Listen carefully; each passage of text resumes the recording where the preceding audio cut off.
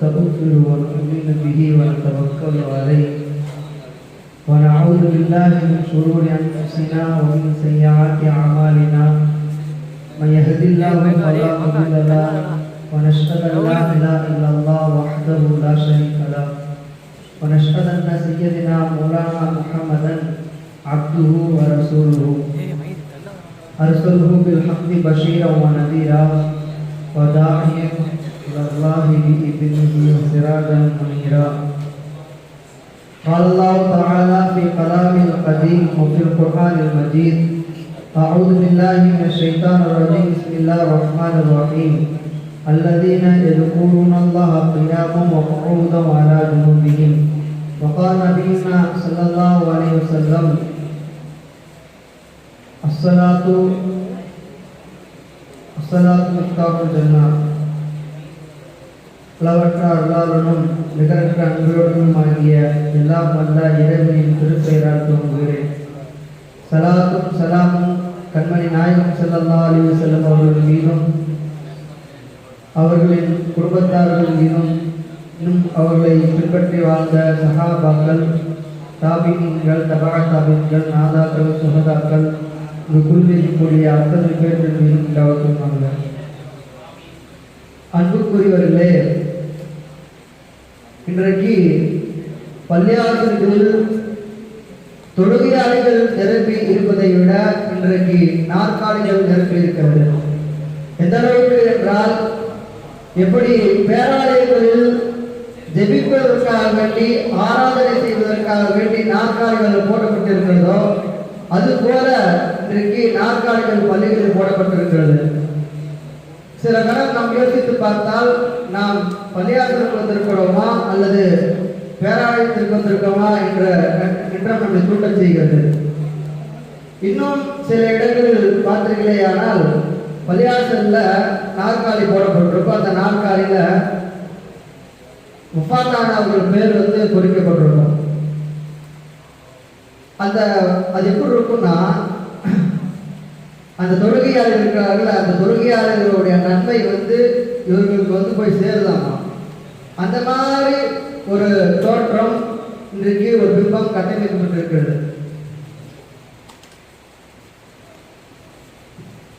அன்புக்குரியவர்களே, பாக்கியாத்தினுடைய பத்துவா ஒன்று இருக்கிறது.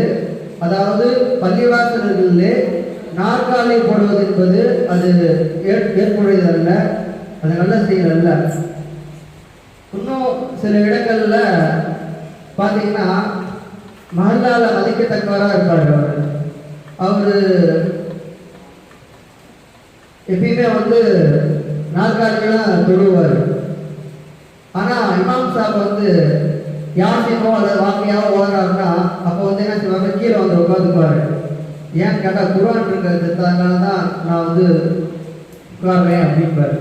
நான் ஏன் சொல்கிறேன் என்றால், அந்த அளவுக்கு தொழுகை விஷயங்களில் அது குறித்தான ஞானம் இன்றைக்கு இல்லை மக்களிடையே. எனவே அது குறித்தான ஞானங்களை ஊட்டுவதற்கு நம்முடைய கடமையாக இருக்கிறது. பொதுவாகவே தொழுகையுடைய பருந்துதல் நான் சொல்லுகிறேன். அது எத்தனை என்றால் 5: கியாமு, கிராஅத்து, ருக்கு, சுஜூது, கஅதா. இந்த 5ம் முறையா செஞ்சாதான் தொழுகை கூடும், இல்லைன்னா கூடாது. இவையெல்லாம் பருது. வாஜிபாக இருந்தால் அவை நாம் சஜதா செய்து நிவர்த்தி செய்து கொள்ளலாம். இது பருதாக இருப்பதால் இவை நாம் ஒழுங்காக செய்யவில்லை என்றால் தொழுகை பரிபூர்ணமாகாது, திருப்பி தான் தொழுக வேண்டும்.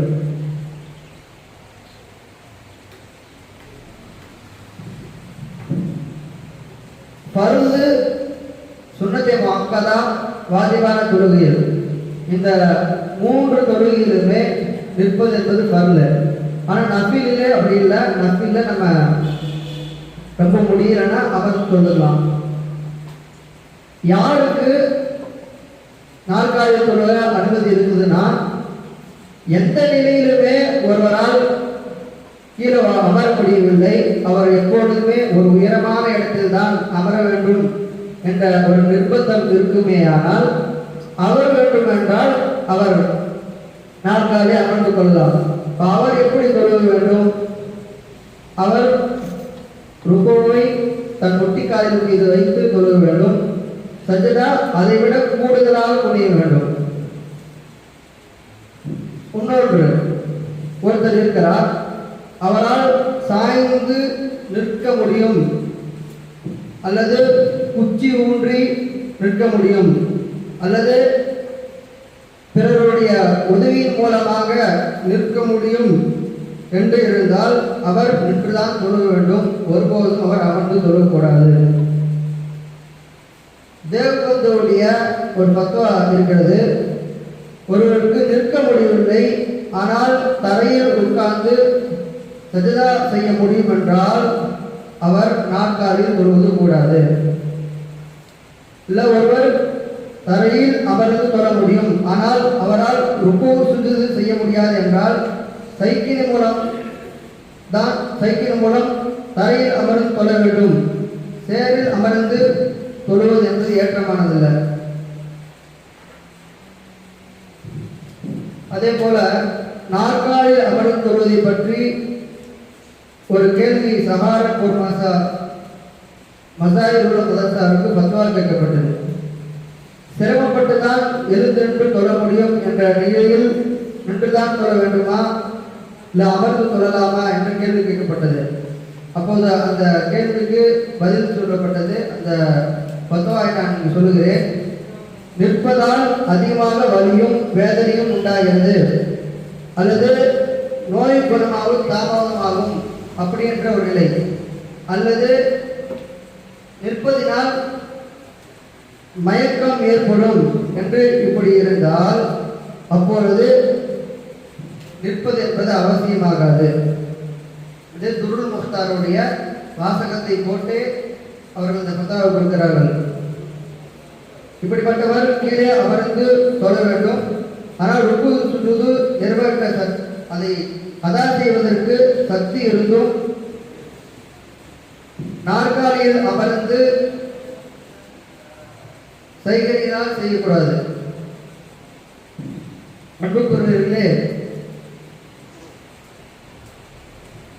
ஒன்றொன்று கீழே அமர்ந்து ருக்கு சுஜூது செய்வதற்கு மிகவும் கடினமாக இருந்தால், சஜ்தா செய்வது மட்டும் சிரமமாக இருந்தால், தரையில் செய்ய முடியாத நிலை ஏற்பட்டால் அப்போது நாற்காலி அமர்ந்து தொழுவதற்கு கூடும்.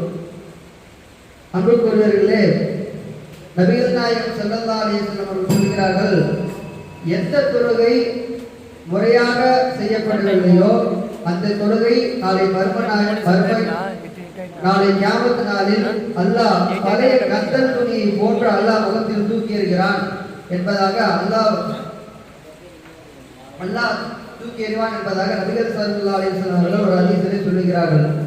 அன்புக்குரியவர்களே, எனவே நாம் தொழுகையில் பேணிக்கையோடு இருக்கக்கூடிய பாக்கியத்தை வல்ல ரஹ்மான் நம்மளுக்கும் நம்மை சார்ந்து கூடிய பிச்சலங்கள் அனைவருக்கும் வல்ல ரஹ்மான் தந்தாரில் கூறுவானாக. வாசு தாவான் அல்ஹம்துலில்லாஹி ரப்பில் ஆலமீன்.